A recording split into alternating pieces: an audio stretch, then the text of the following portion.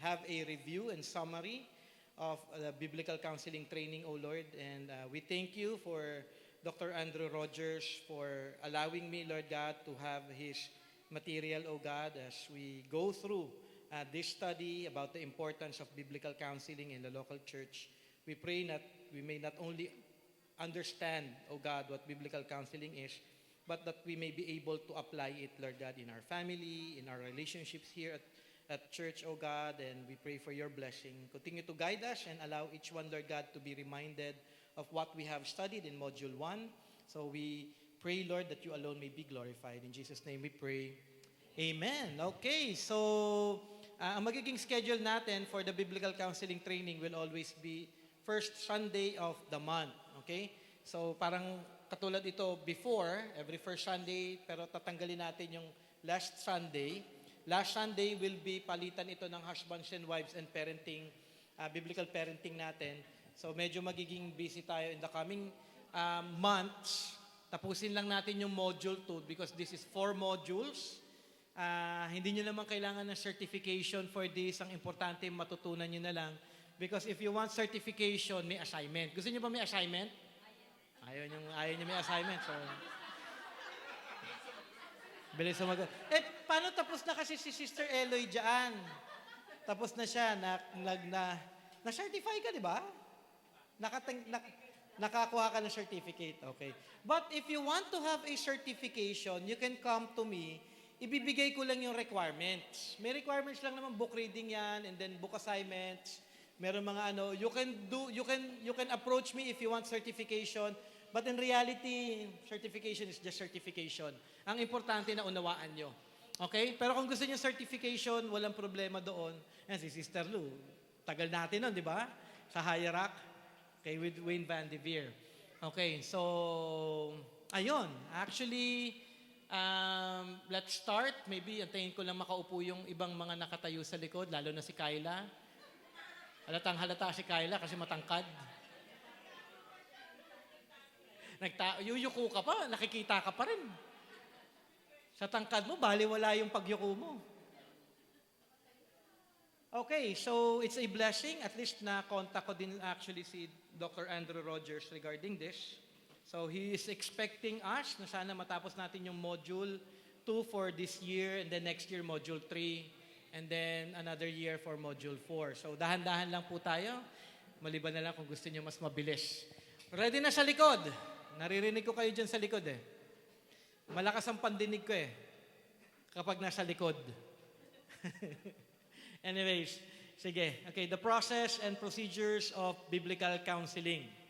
So, we have gone through yung pinaka-important part sa Module 1. Siguro pakita ko lang yung family ni Dr. Andrew Rogers. Ito yung family niya, 2023. Ito yung apo nila. Okay? So, he has his team. Mayroon siyang sariling team who goes around the world to equip people. Okay, si Dr. Andrew Rogers, ito siya, doon sa mga naka-attend noong counseling conference ba yon or seminar sa GCF Alabang. Siya yung isang speaker doon with Dr. Ernie Baker. Kasama din siya doon. So, ayan, yan yung kanyang mga kasamang instructors. So, hopefully in the future, makasama ako sa kanila. Once na maging certified ako, pwede naman yun eh. Kailangan lang certified. And then you'd ask for approval for them to be part of it. Okay, so a quick review of some things you should know from Module 1. Sino nakakaalala ng Module 1? Wala. Nako, balik tayo Module 1. Wala pa po kayo. Di ba, Liho? Sige, bibigyan ko po kayo ng... May recording ba tayo ng mga... Meron tayong recording, ano? So, pwede ko po ibigay yung mga link para at least mabalikan po ninyo yan. Ano yung pinaka-importanting natutunan natin sa Module 1? May nakakaalala? Si Elma. 3 trees diagram. Okay, so yung 3 trees, pinaka-basic siya sa lahat ng mga counseling approach. So yun din yung ating titignan later on as a review.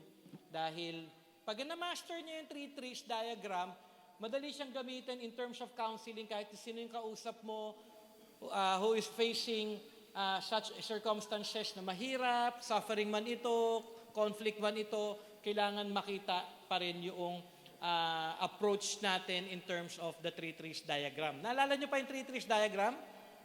Yes? Naya-apply nyo personally in life? Sometimes. Dapat every time. Okay? So, dadaanan naman natin yun ulit later. Okay? Why counsel or do anything for God? Why do we counsel? For the glory of God. Okay? Importante, we do counseling which is biblical because that will give glory to our God. So, ang focus natin is not to correct or not to show the other person na mas may alam ako sa'yo, ito dapat gawin mo, ito dapat buhay mo, ito kasi yung tama.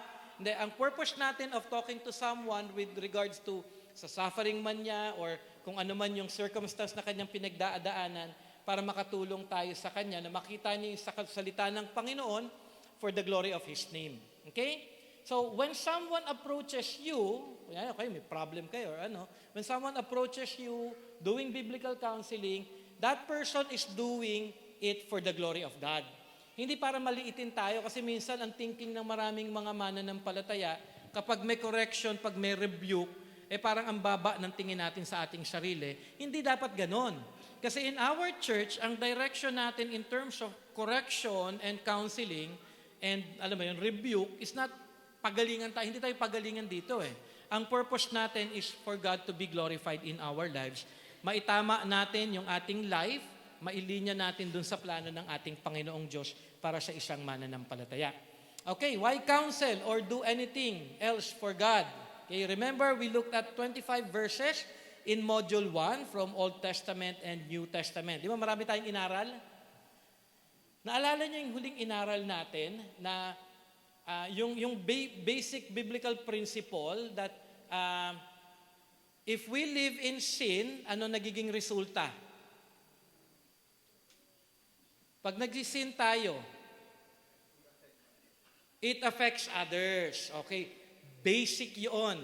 Kaya nga, yung sin, kailangan makorek siya, kailangan ma-rebuke siya, because other people will be affected.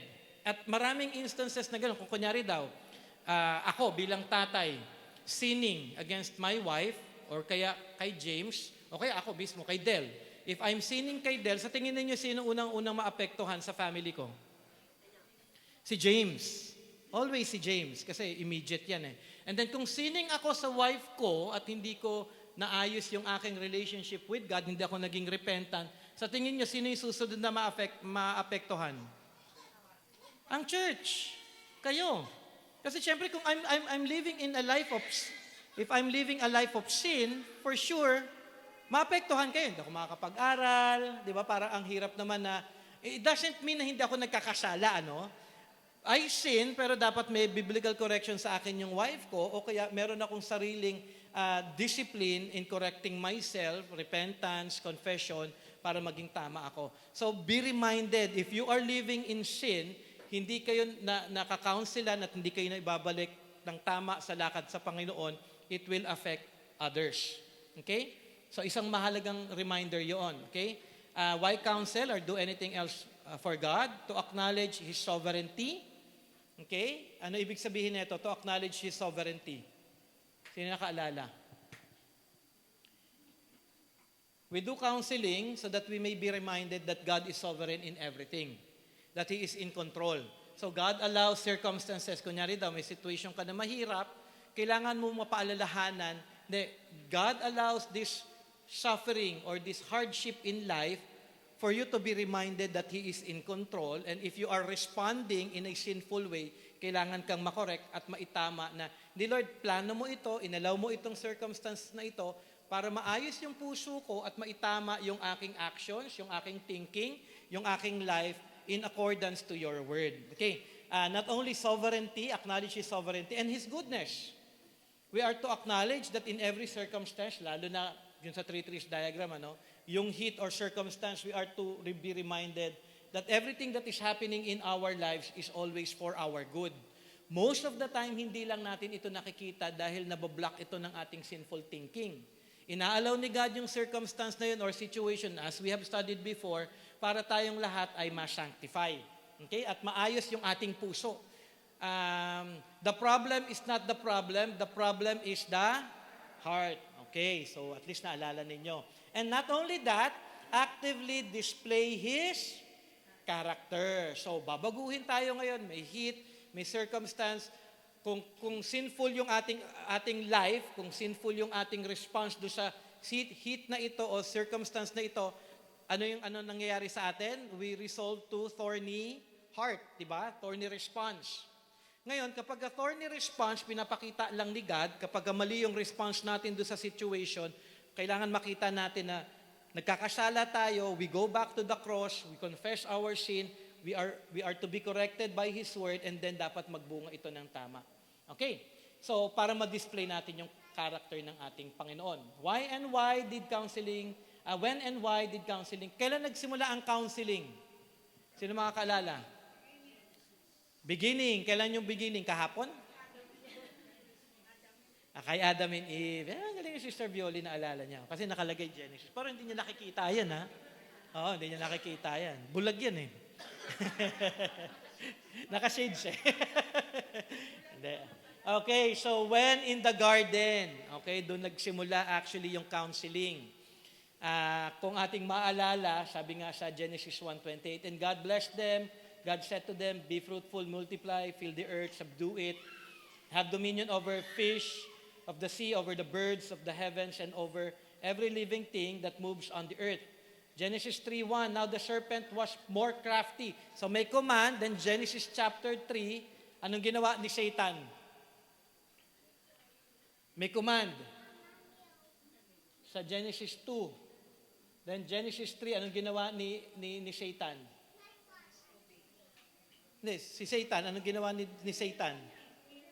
Nagbigay siya ng counsel na mali. Ano yung sabi niya kay Eve?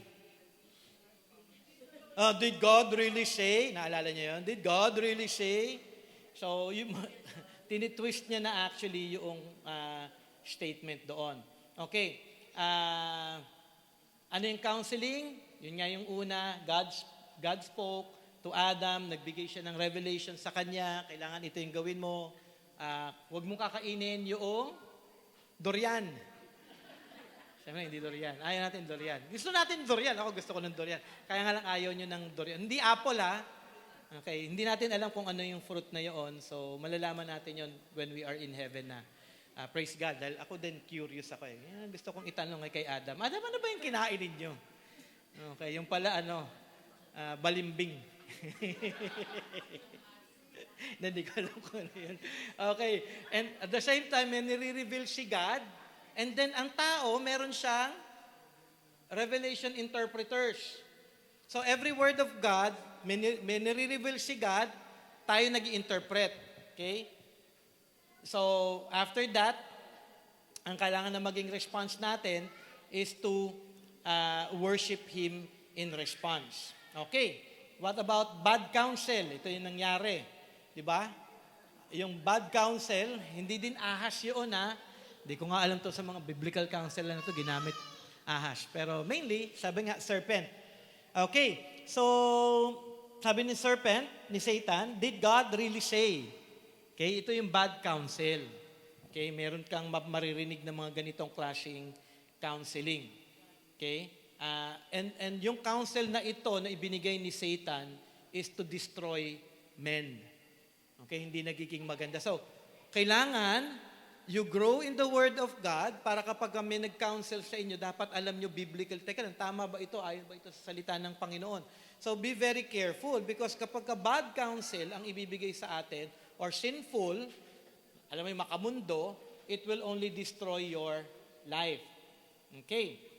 So, an application to help a struggling believer, we are to be reminded that we are not to listen to lies. Ano yung example ng lies?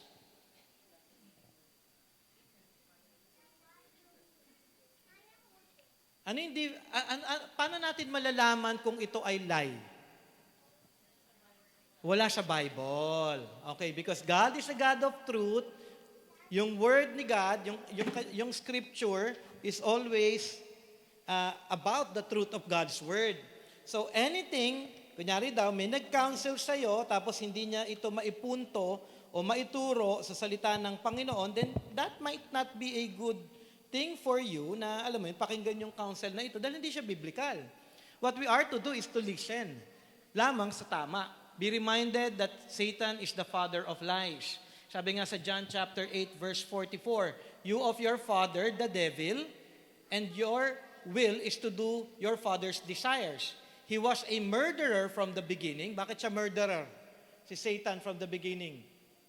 Dahil nag-lie siya para magkasala si Adam and Eve, sila ngayon ay namatay, nasira yung kanilang relationship with God. Okay? And at the same time, yun yung kanyang ginagawa before. And does not stand in the truth. Kasi Satan daw does not stand in the truth. Because there is no truth in him. When he lies, he speak out of his own character. For he is a liar and the father of lies. Yun yung nakakatakot. Be reminded. When you give counsel, tapos hindi ayon sa word ni God, then what are you doing? You are lying. You are not in line with the truth. Kaya, huwag kayong magpapayo, ay, alam mo, ito yung nangyari sa akin, ito yung gawin mo. Tama ba yun?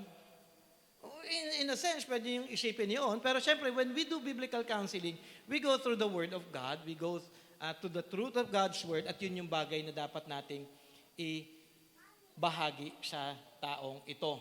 Okay?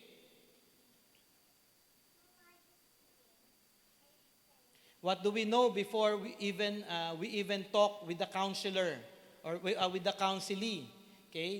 They're believing lies. Okay? Yun yung kapag kinausap nyo ang isang tao who needs a counseling, kung kailangan ng counseling, most of the time ang nasa isip niya lies. Tama ba? Oo, kasi kung hindi naman siya, kasi tingin yung isang taong lumalakad in truth, kailangan niya ba ng counseling? Siyempre, hindi. So, yung isang taong kailangan ng counseling because he is living and walking in a lie. Kasi na-deceive na siya ni Satan, na-deceive na yung kanyang thinking. Ang kanyang thinking ngayon is not in line with God's Word. Ngayon, ang tulong nating biblical counselor, mailinya yung isip ng ating ika-counsel, maitama ito ayon sa salita ng ating Panginoong Diyos. And that person is actually either deceived siya ng kanyang pagiging sinner, dahil lahat naman tayo sinner, lahat tayo may twisted thinking, at most of the time we are influenced by Satan himself na nag-i-input siya sa ating thinking, na ito yung isipin mo, hindi kanyan mahal. Yung asawa mo, hindi kanyan mahal, kita mo, hindi siya nagluto ng masarap para sa'yo. O kaya, kita mo yung niluto niya para sa'yo, puro maalat. So, para gusto niya na magkaroon ka ng UTI. So, alam mo yan, ang dami ng lies, ang daming lies. Di ba, naisip niyo ba yun? Minsan wala naman dapat isipin na masama, pero bakit ang dami yung isip natin, ang daming masasama? Kasi nga, yung ating mind, palaging tempted at nagsasubmit sa lies. Rather than thinking kung what is true, what is peaceable, what is good and righteous before the Lord, hindi natin naiisip yun. And then, when we have come to that point, kailangan natin ngayon ng salita ng Panginoon para maituwid yung ating isip. Okay. So, kailangan natin hindi pakinggan yung lies ng enemy. Ang kailangan natin ay makinig sa salita ng Panginoon. Okay? We are to be reminded na anuman yung circumstance ninyo, ito yung madalas na lie, no? Kapag kami hindi magandang nangyari sa buhay nyo ngayong araw na ito, mahal ba kayo ni God o hindi? Okay, very good. Totoo lang, ha? Kung araw-araw palaging hindi maganda yung sitwasyon ninyo.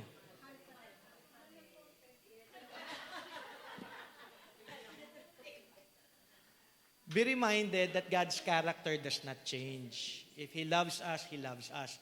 And it doesn't mean na kapag maayos yung buhay natin, love na love ako ni God. Blessed na blessed ka, no? Sa work mo, na-promote ka. After a day, na-promote ka ulit. Tapos another day, na-promote ka ulit. Parang wala namang ganun, no? Pero, alam mo yun, minsan we think about God, kapag may blessing tayo, love niya ako.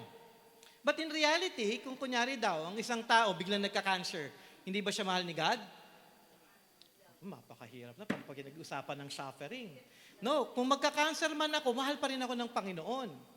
And God will use the cancer for me to depend on Him and trust Him. Kaya hindi ito something na dapat mabago yung aking thinking before the Lord. Because God's love does not change. Okay? Naalala ko si Brother Carlo. Sino nakakalala sa inyo kay Brother Carlo? Bulahan. May kakilala pa ba sa inyo kay Bulahan? Kasi bagong generation na ito eh. So si Brother Carlo, part siya ng, hindi nyo na rin siguro alam yun, The Talks. So singer siya. Nagka-cancer siya. Yung battle niya ng cancer, mga around 5 years yata. And I was really, alam mo, parang encouraged ako sa life niya. Because when I was in the ICU, so syempre pastor ako, may leeway ako to enter and ICU, parang ganon. So parang, kasi para ipag-pray. And then syempre, ka-cell group ko si Brother Carlo. At love ko si Brother Carlo. Isa siya sa mga nag-encourage sa akin to continue in the full-time ministry. And he was always praying for me. Then I was crying. Dun sa bed niya. Tapos, tinatapik niya ako. Sabi niya, don't cry. Don't cry. I'm okay. I'm with God. So alam mo yun, yung parang encouragement niya na nakakatuwa na hindi, most of the time when we have sickness, self-pity. Di ba? Kawawa naman ako. Di ba? Why me? Of all people, I'm serving the Lord, I love God, I'm a Christian. But he knows that yung battle ng cancer niya na yun is for the glory of God. For that point, actually, nung ni-remind niya ako, Jay, you don't have to cry because I'm with the Lord. Mamatay man ako, it will be a blessing for me dahil makakasama ko ang Panginoon. So, I was reminded of that, na alam mo yun, wala siyang parang pinagsisisihan kung ito yung kanyang situation. Alam niya yung Panginoon, kanyang pag-ibig. Ayon sa salita ng Diyos at pangako ng Diyos na hindi siya kahit kailan hindi minahal ng ating Panginoong Diyos. Okay? So what we are to do is always to listen to the Word of God para hindi tayo mahulog sa lies. Okay, ng kaaway o ng ating pagiging sinful na tao dahil marami din tayong lies sa ating sarili. Okay, so may fill in the blank tayo dito. So kung may makakasagot, may 1 million.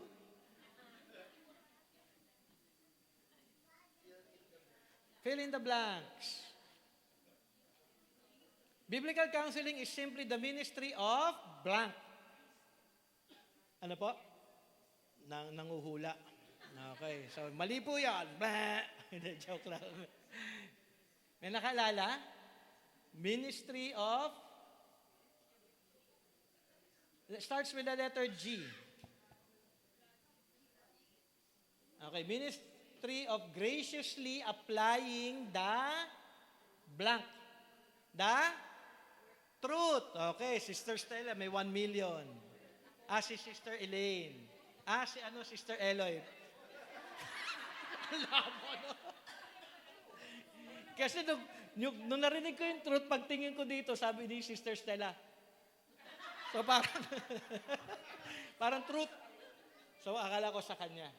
Okay, graciously applying the truth of the, narinig ko na? Bible. Okay. To the challenges of life. So, simple lang yung parang definition, short definition. Biblical counseling is simply the ministry of graciously applying the truths of the Bible to the challenges of life. Napakasimple lang. So, ibig sabihin, when we counsel someone, pag may kinausap tayong isang kapatiran, yung attitude natin is gracious. Ano yung ibig sabihin ng gracious?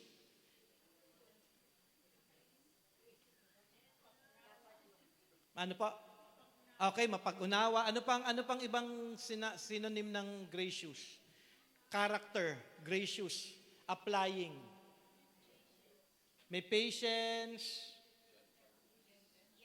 may gentleness, loving, understanding, walang judgment. Okay, graciously applying. Be reminded when you do biblical counseling, hindi yung nasabi ko na sa'yo yan dati, hindi ka pa rin natututo? Alam mo, ka-counseling na naman tayo, wala naman ako sasabihin iba parehas lang. Ulit ba tayo ulit? So, hindi yun gracious. So, when we do biblical counseling, kahit paulit-ulit ito, may patience ka pa rin dahil lahat ng tao talaga makasalanan. Kasi makasalanan talaga ang tao eh. Okay? And we are to see that we are to graciously apply the truths. Okay, saan makikita yung truth? Sa Word of God, hindi sa pananaw ninyo, hindi dapat ito worldly thinking kung hindi galing sa Word ni God. Okay? Applying the truths of the Bible to the challenges of life. So, pinaka-importante dito is the character. Kaya nga, nung nagkaroon kami ng training sa Jacksonville, ang paulit-ulit na tinuturo ni Dr. Ernie was character, character, character. So, paulit-ulit character. Yes, dapat hindi ka makulit. Yan. Kapag ka-character, alam mo na. Okay.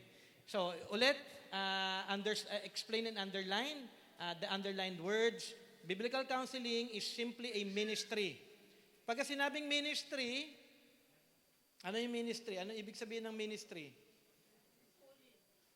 Okay, tungkulin, service, okay, what we do para sa ating mga kapatiran sa church or even hindi kapatiran sa church na nangangailangan. So, this is service.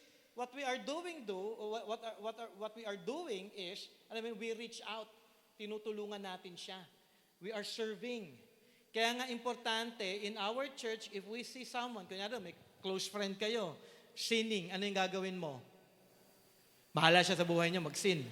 Hindi, we approach that sister, not to judge that person, pero, sister, you said these things, am I right doon sa aking understanding na ito yung iyong nasabi kanina, kung may nasabi siyang mali. O kaya kung meron siyang naging decision na hindi biblical, sister or brother, ito ba yung, tama ba yung pagkakarinig ko? Ito yung naging decision mo, yung decision niya is sinful, di kailangan mo siyang i-correct. Kaya ba't sabi nga, graciously. Okay, this is a service with love, na-apply yung truth doon sa challenges of life. Lahat ba kayo may challenges in life? Pero wala nagpapa-counsel. Yan ang problema. Okay, wala akong problema if your challenges in life kaya ninyong i-handle. Okay, if you can counsel yourself, if you can help yourself na alam mo mapalalahanan ka ng salita ng Panginoon, which I am doing on my own self as a pastor. Pero syempre, kailangan ko din ng reminder ni Del dahil siya yung pinakamalapit sa akin at siya yung mas nakakakilala sa akin. Okay? So syempre, kapag ako may problema, then I go to my wife, I go to Pastor Oscar Villa. Okay, siya yung unang-una ko nilalapitan. O kaya kapag medyo mabigat na, nag-message ako kay Pastor Bob, which I rarely do, kasi nahihiya din ako kay Pastor Bob dahil, yun talaga maraming trabaho yun. Tsaka kailangan din niya actually ng parang tulong din from my co-pastors in hierarchy na sila na lang din yung maging accountable ako. So lahat tayo may challenges, we need counsel. So you have your self-servants, you go to your self-servants, ask for counsel or help. Okay? Malinaw yon? Parang wala Okay, malinaw. Praise God. Meron sumagot, 3. Dito lang sa harapan. Ikaw din po. Okay, sige po. Okay. So, our longer definition of biblical counseling is that action or process in which a concerned believer or group of believers, so hindi lang individual, even group of believers, lovingly confronts and scripturally instructs a sinning or suffering fellow believer for the purpose of affecting God-glorifying change. Okay? So kung gusto nyo magpa-certify, haharap kayo sa akin, dapat kabisado nyo ito. Okay? So kailangan kabisado yan Kailangan kabisado mo. Okay. So, not only sinning, but suffering. Nag-suffer din ba kayo? Siyempre, lahat tayo may mga suffering. May mga situation na, alam mo yun, mahirap. May dumating na situation na mabigat. Sickness man ito, work-related man ito. May mga sufferings talaga lahat tayong dumadaan. And if that person, our brother or sister in the church, are suffering, we are then to help them. Okay, lovingly, affecting God-glorifying change. Okay, who should do biblical counseling? Naalala nyo? Sino, Sister Eloy? Lahat tayo. Okay, very good. Kaya nga nag-train ako dito sa church. Okay, lahat kayo, kahit nga yung youth, inalaw ko na nandito para kapag yung youth, mahilig sa chismis-chismis, anong gagawin ngayon ng youth? Huwag mag-chismis, pagsabihan. Di ba? So, we are to correct one another lovingly para tayo ay maging tama sa harapan ng Panginoon.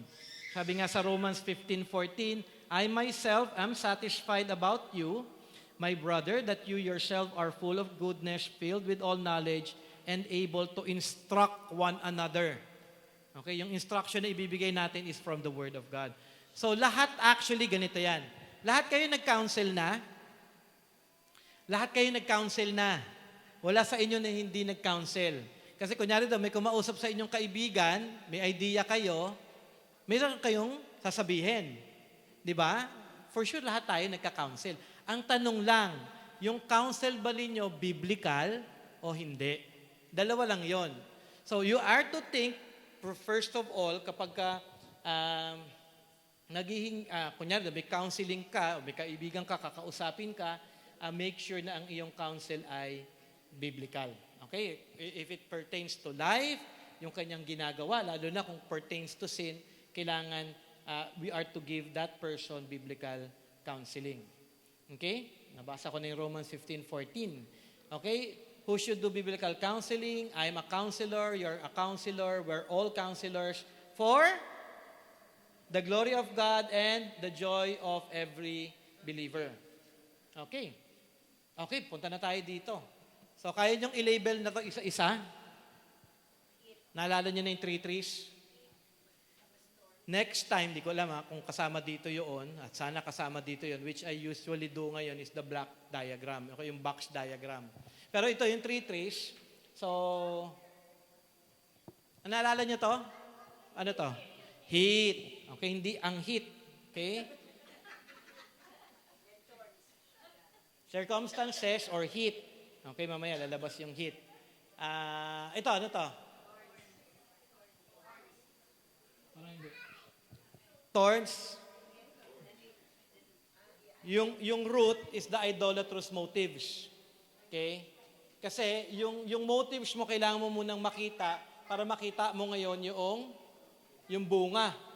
Kasi may reason kung bakit tayo may thorns ay dahil yung sinful responses natin, nagkakaroon tayo ng sinful responses because of our idolatrous motives. Okay? And then, pagka nag-sinful response, ano magiging mangyayari? Naalala nyo pa? Hindi ho. Mamaya pa ho yun. Nandito pa ho tayo. Hindi nyo ho nakikita eh. May consequence. Okay, malinaw. Ulitin ko lang. Heat, may circumstance in life. Yung circumstance nito, nire-reveal yung heart natin. Yung motives. Kunyari daw, nasigawan ka ng boss mo. Inalaw ni God na sinigawan ka ng boss mo. Inaalaw ni God ito para makalaman mo kung ano yung heart mo. Pag nag-respond ka ng galit, ibig sabihin, ikaw ay magagalitin. Sinasabi ni God, you are an angry person. Okay, kung nag-respond ka ng self-pity, which is still sin, ibig sabihin, nakatingin ka masyado sa sarili mo at hindi mo kinikilala na God is sovereign in everything. Inaalaw niya ito para ma-reveal yung heart mo. Ngayon, yung heart mo, nare-reveal ito kung paano ka ngayon mag-respond. Sumigaw ang boss mo, anong ginawa mo? Sinigawan mo rin. Kasi may sinful heart ka na anger, nag-respond ka sinfully, ito ngayon yung pinapakitang sin mo ngayon. Inaalaw ni God yung circumstance ma-reveal yung heart. And then, syempre, kapag nagsigawan kayo ng boss mo, ano mangyayari?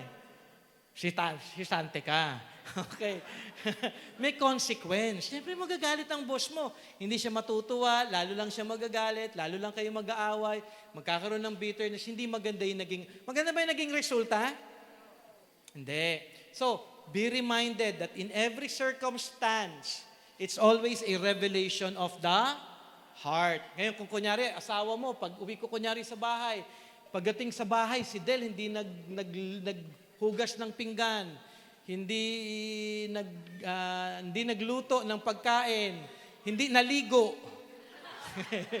Parang ganon. Tapos pagdating ko, yayakapin kong baho. Diba? Parang ganon. So pag nag-respond, nakakainis naman to. 'Di ba? Ang gulo-gulo ng bahay. Tapos nagalit na ako. Kinuha ko na yung TV, tinanggal ko dun sa wall. Binato ko sa kanya. So, 'di ba parang, 'di ba nire-reveal ni God na inalaw niya na ang asawa ko hindi maglinis nung araw na yoon para ma-reveal yung heart ko na magagalitin ako. Sinasabi ni God, Jay, magagalitin ka, inaalaw ko ito para makita mo yung heart mo. Kaya ka ngayon nag-respond dun sa situation ng galit. At ngayon, ano yung magiging consequence ng sin ko? Siyempre, nag-sin ako kay God, di magiging maganda yung relationship namin ni Del, makikita ng anak ko yung response ko, grabe si daddy. Dati, yung vase. Ngayon naman, yung TV. So, siyempre, parang madi-discourage yung anak ko. Sabihin pa niya, tapos nakikita ko siya every Sunday, nagtuturo sa amin. So, madi-discourage yung anak ko, maapektuhan siya. Di lamang yung relationship namin ni Del, but yung aming relationship din ng anak ko. Okay? So, kapag ganito yung situation mo ngayon, anong kailangan mo? Dahil nagkaroon ka ng sinful response. You go back to the cross. Okay? Gospel truth. Namatay na si Kristo para sa'yo. Hindi ka na dapat nag-respond ng ganyan dahil pinagbayaran na ni Kristo ang kasalanan mo. So, you go back to the gospel of truth. So, kung may circumstance, kung Christian ka, ito yung tama na dapat na maging resulta ng ating buhay. God-pleasing motives. Balik tayo sa example ko kay Del. Review lang ito, no? Balik tayo sa example ko kay Del. So, dumating ako sa bahay, hindi siya nagluto, magulo ang bahay. Tapos ang gagawin ko, thank you. And syempre, hindi ko sabihin niya, no? Syempre, maiinis ka, but Lord, inaalaw mo ito, pero Lord, ayokong magalit. Kasi meron tayong emotions. Di ba, ano yung turo ko regarding emotions? Emotions is a gift from God. Despite of na hindi maganda yung emotion natin, it is an alarm. Kung kunyari daw, yung unang pagpasok ko sa bahay, nag-alarm kaagad yung emotion ko na naiinis ako. Kung Christian ako at lumalago ako sa Panginoon, Lord, hindi ako dapat magalit. Pero kagandahan, meron alarm sa akin, napapaalala sa akin ng Panginoon, uy, nakakagalit yung sitwasyon, may tendency ka magalit, dapat huwag kang magalit kasi kasalanan ito. So, yun yung role ng emotion. Hindi ka nagsasubmit sa emotion. Di ba? Kunyari daw, nakakagalit naman talaga, Brother Jay. You don't submit to the emotion. The emotion is given para ma-remind tayo, ma-warn tayo, huwag kang magkasala. Di ba? Kaya nga maganda ang emotions Kasi tinutulungan tayo nito na mag-respond ng tama. Okay, malinaw yon. So, may motives. Siyempre, Lord, hindi dapat ito. Mahalin ko pa rin yung asawa ko. Baka naman may sakit siya. O kaya naman, baka naman napagod siya. So, hindi ka mag-iisip ng masama kung bakit niya hindi ginawa yung kanyang responsibility at home. Kung hindi niya talaga ginawa ng masama, di maglinis ka ng bahay. Di ba? Gawin mo na lang yung bagay, tapos magdabog ka para marinig niya. Joke lang yun, kasi pinapatawa ko lang kayo. So, hindi yun. Tulungan mo siya, gawin mo siya, encourage mo siya, tara maglinis tayo. Ikaw, laban mo yan, linisin mo yan, walisan mo yan, tapos ikaw habang nakaupo. Tutulungan mo siya. Okay? So, God-pleasing, syempre, obedient response. Nakita natin yung heart natin, dapat tama, mag-o-obey tayo ngayon sa Panginoon. At ang resulta, blessing. Maliligo na siya ngayon. Okay? Joke lang yun. Pero alam mo yun, makikita niya, okay, magiging maayos yung relationship natin. Yung anak ko makikita niya na hindi ako nagalit kahit na, alam mo yun, ang gulo-gulo ng bahay. It will be a blessing for the whole family. Naalala niyo na ulit, 3 trees? Okay, napaka-importante nito. Balikan ulit natin. Ito yung kanina sinasabi ninyo. Yung heat is the circumstance. And then yung thorns, kung paano tayo mag-respond. Kung thorny respond tayo, we go back to the cross. Okay? We confess, we repent, we go back to the gospel, we remind ourselves that I am a Christian and I am to live my life for the glory of God. And then kung may hit, ito yung tamang respond ng Christian. Naalala nyo yung kaninang tinuro ko? Bearing good fruit. Di ba? Nagbubunga tayo palagi araw-araw. So, the more na nakikita natin yung circumstance that God is sovereign in our lives, mag-respond tayo dapat palagi ng tama. Doon tayo ngayon nasa-sanctify. At pwede itong mangyari sa atin dahil tayong lahat, kung ikaw ay mananampalataya, possible ito dahil kay Kristo Jesus at sa biyaya ng ating Panginoong Diyos. Naalala niyo na ulit? 3 trees. You can apply it personally. You can teach it sa husband ninyo, sa wife ninyo. You can teach it sa children, sa inyong anak. You can teach it here in the church. O brother, sister, di ba, naral natin ito, circumstance. Yung response mo hindi tama, then let's pray to God. Ask for forgiveness. And then let's pray na maging tama yung heart mo, yung motives mo, para mag-respond tayo ng nagbibigay glory sa ating Panginoon. Okay, malinaw? So, counseling with a heart-transforming focus, this is what happened. Pagka thorny response, stop doing that. Pagkasalanan, stop it. Naalala nyo ngayon yung repentance. Kung hindi kayo nagre-repent at hindi kayo nag-i-stop, mananatili ka dito. Maganda ba na nandito? Kasi merong consequence eh. May consequence. Huwag niyong sasabihin na okay lang ang sin, tapos okay lang na may consequence. Ito yung pinaka-nakakatakot na consequence. Ang pinaka-nakakatakot na consequence is yung naging okay na sa'yo yung kasalanan. Tapos, naging kalos na yung heart mo, hindi mo na, wala ka ng conviction, wala ng guilt. Yun yung tinatawag na Romans 1. God gave you over. Alam mo yun? Yung tao na palagi mo nang kinakaunselan, nire-rebuke, pinapaalalahanan, and then, deaf na siya, ayaw niya nang pakinggan, yun yung pinaka-nakakatakot na consequence. So kung kayo, patuloy kayong nire-rebuke, kinokorek, at ayaw nyo nang magbago, ayaw nyo mag-repent talaga, darating yung time. I tell you, I have seen many people like this for 20 years in the ministry, in hierarchy, in every situation sa counseling.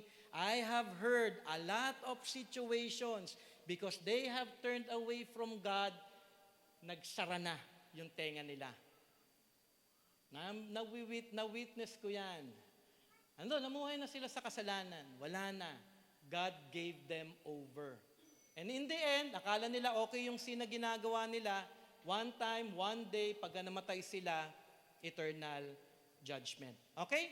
So, stop doing it. Pag narinig ninyo at may conviction, may guilt, then start doing this. Okay? Alam niyo yung Ephesians 4, actually, yung plano kong ituro ngayon, pero next time na lang. Ephesians 4, put on. Be renewed in your mind. Then, put off, be renewed in your mind, and put on. Ito yun.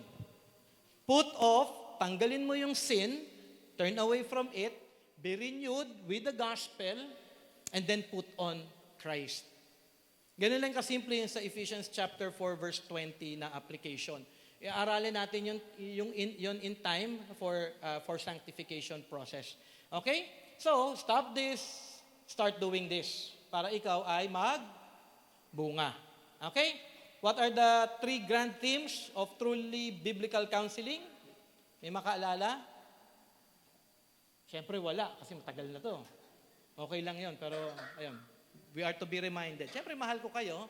So, number 1 is biblical sufficiency. Ano ibig sabihin ng biblical sufficiency? Sufficient ang word ni God for counseling. Okay? We don't need man's idea. We don't need philosophy. We don't need the ideas of the psychiatrist or psychologist. Hindi tayo integrationist in our church. We are fully biblical counseling. So, sufficient yung word ni God. Okay? Number 2, every believer ministry. Lahat tayo ay dapat na nag-grow, how to do counseling, and then we are to apply it para sa growth and for the glory of God. Number 3, heart-based transformation.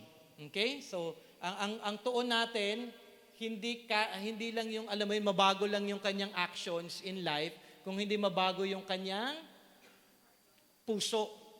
Puso ang target natin sa isang tao. Kasi, the problem is not the problem is the heart. Okay.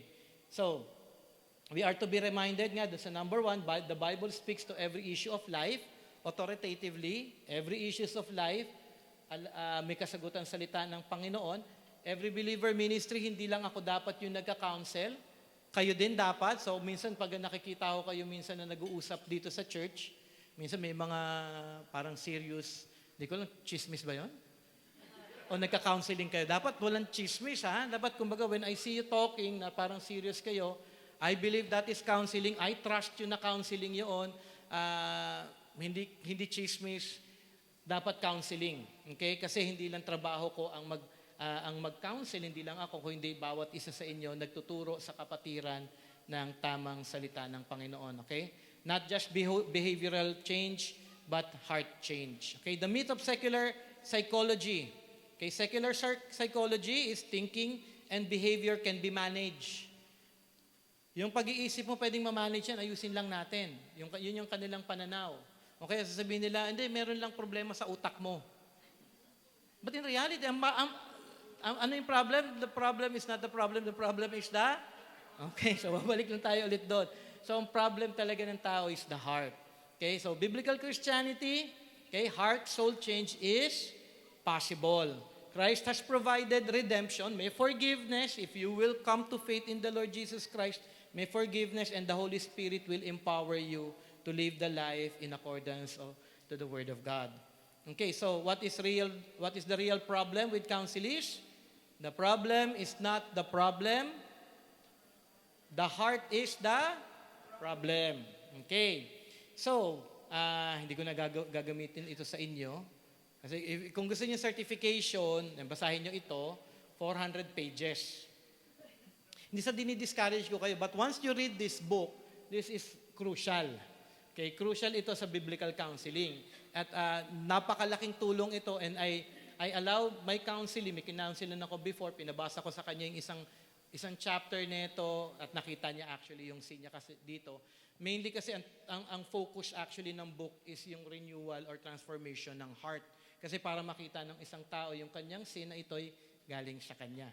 Okay? So not only that is that you are to apply using application question. So actually ito yung assignment ko ngayon sa ACBC. Okay? So if i-fill up ko ito, bahagi yan, gagawin ko siguro by next week, by this coming week para ma-submit ko na within at least Friday. So part din ito ng sa ACBC application ko. Okay, and then yun nga, memorize Romans 15:14. Okay, and then yung personal growth testimony. Ay, nawala na. Sorry, sige, ayan. Picturean niyo po. Sige, okay, wala na ulit.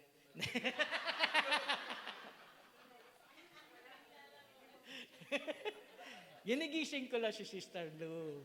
Pero love mo ako, di ba? At least hindi siya nagalit. So, tama, fruit response yung kay Sister Lou. So, application yan eh.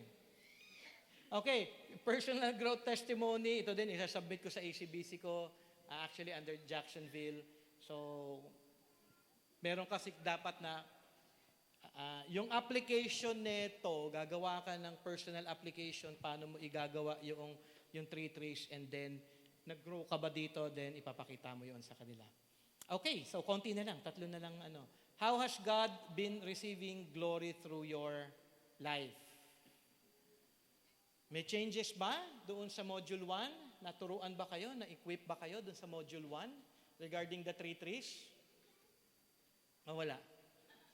Wala So, babalikan ko kayo ulit dyan, next meeting natin. Kailangan yung ina-apply yung 3 trees diagram. Okay? So, kung nag-drive kayo, 3 trees. Lord, traffic, nire-reveal niyo yung heart ko. Kung magagalit ako, hindi, Lord, ayoko magalit. Okay? So, every situation, pwede niyong i-apply yung 3 trees. Okay? So, tapos na tayo. John 17:17? Okay, let us pray. Lord, tunay nga, Panginoon Ama, na ang inyong katotohanan ang tanging makakapagpabago sa aming lahat. Hindi ito on our own grit and ability or skill. It is only through your word. And help us to read your word, help us to study your word, help us to apply your word. Hindi po namin ito kaya po kami lumalapit at tumingi ng inyong tulong at ng inyong biyaya dahil kayo lamang din ang siyang makakapagpa-apply nito sa aming buhay. And we pray for humility in life. Help us to be reminded that if we are walking righteously, walking in the truth, it is only because of your grace. Not because we are good, but because you are good. Because you continually move, Lord God, in our lives. And thank you because if we are in Christ, there is a promise of growth. If we will humble ourselves and if we will submit ourselves to you and if we will depend on you in everything, O God. So help each one to truly submit to you and to truly grow in your word. And I pray for those who have not come to faith in Christ, that you will enable them, Lord God, to truly come to faith, that you will allow that person to hear the gospel truth, O God, and to respond in faith and in repentance and to truly submit to you, Lord God, ang kanyang buhay. So thank you, Lord God, once again for this afternoon. Thank you for the fellowship. Thank you for the food. Thank you, Lord God, for the generosity of our brothers and sisters. Thank you for the love, Lord, na amin pong nare-receive sa bawat isa. And as we leave this place, we pray na patuloy nyo lamang po kaming gagabayan at tutulungan na may-apply, Panginoon Ama, yung 3 trees sa aming buhay upang patuloy po kami na lumalago at nagre-respond ng tama sa bawat circumstance in life. In Jesus' name we pray. Amen and amen.